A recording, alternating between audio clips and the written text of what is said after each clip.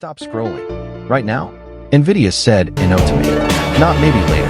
Not we'll think about it. Straight up, we are not sending you the RTX PRO 6000 Blackwell. Their single most powerful desktop GPU ever made. $8,500 to $10,000 plus. 96 gigs of GDDR7 ECC.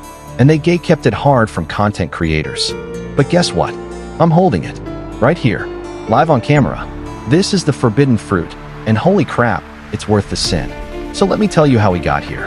I hit up NVIDIA like normal. Yo, RTX PRO 6000 Blackwell. Insane specs. Let's benchmark it, torture test it, show the world what $10,000 buys. Their reply? Polite corporate ghosting. Then the hammer. Review samples for this SKU are restricted to qualified enterprise partners only at launch. Translation, you're not pro enough, kid. I was pissed, then amused. Because this card isn't for gamers or casual creators. It's for people who train 100B parameter LLMs on their desk, who render 16K scenes without blinking, who simulate plane crashes or climate models for a living. NVIDIA didn't want regular eyes on it. Too niche, too expensive, too powerful, but the universe had other plans. Shout out to Falcon Northwest plus LTT Labs. They pulled strings, called in favors, and somehow this beast showed up at my door anyway. NVIDIA, if you're watching, oops. Alright, let's get intimate with this monster. Box opens, no RGB fireworks, no gamer flare, just pure industrial menace. Matte black, double flow-through cooling. Those fans look angry, 304mm long, dual slot, but thick. Pull it out, damn, the weight hits different. Compared to RTX 5090 Founders Edition, it's like holding a muscle car next to a supercar, same family DNA, but this one bench-pressed 600 watts. Ports, 4x DisplayPort 2.1b, ready for 8K at 240Hz or 16K at 60Hz multi-monitor madness. No HDMI because pros don't need it.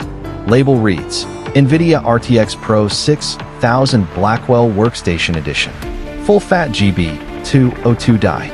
24,064 CUDA cores. That's 11% more than the 5090's 21,760. So why does the world need a $10,000 desktop GPU?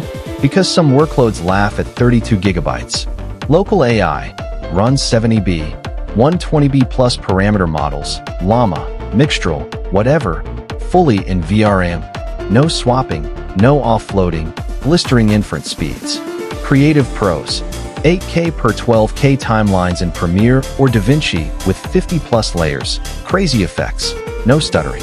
3D and VFX, massive Unreal Engine 5 worlds, Blender cycles with path-traced monsters, Octane/Redshift scenes that would choke lesser cards. Science and engineering, fluid dynamics, think FluidX 3D hitting 90% plus efficiency, molecular sims, CFD crash tests. 96 gigabytes means you load the entire dataset at once. AI fine-tuning. Train or fine-tune media models locally without cloud bills. Blackwell magic. Neural shaders. AI baked right into your shaders. Next-level realism. FP4 precision for ultra-efficient AI math. DLSS 4/multi-frame gen even in pro apps. Universal MIG. Split the GPU into isolated instances for multi-user or multitask security. Power, 600W. You need a 1000W plus PSU and serious airflow. But when it's fed, it doesn't just perform. It dominates. Numbers don't lie.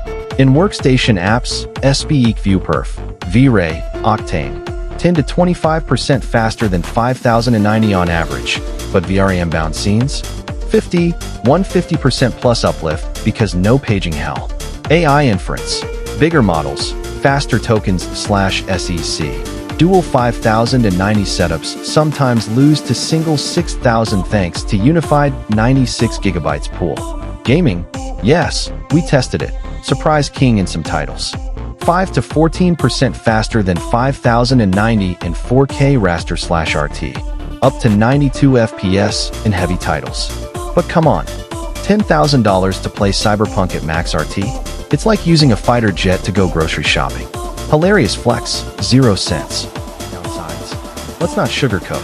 600W equals your power bill cries. Needs a monster case plus excellent cooling, double flow-through helps, but it's loud under load. Price: $8,500 plus. That's two 5090s territory.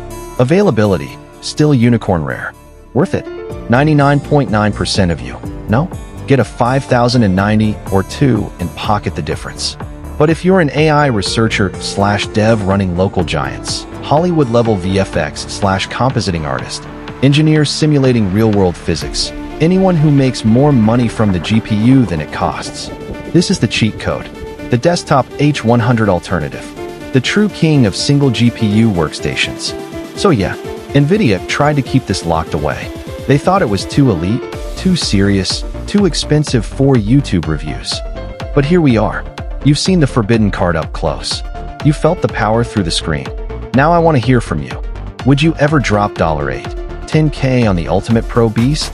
Or is the 5090 the sweet spot, and this is pure enterprise porn? Hottest takes in the comments. Roast me, defend it, whatever. I read every one. If this blew your mind, smash like. It tells the algorithm we need more insane hardware. Subscribe plus bell for when we get our hands on the next forbidden fruit. Huge thanks to Falcon Northwest and LTT Labs for making the impossible happen. Until next time, keep pushing limits. Stay legendary. Peace.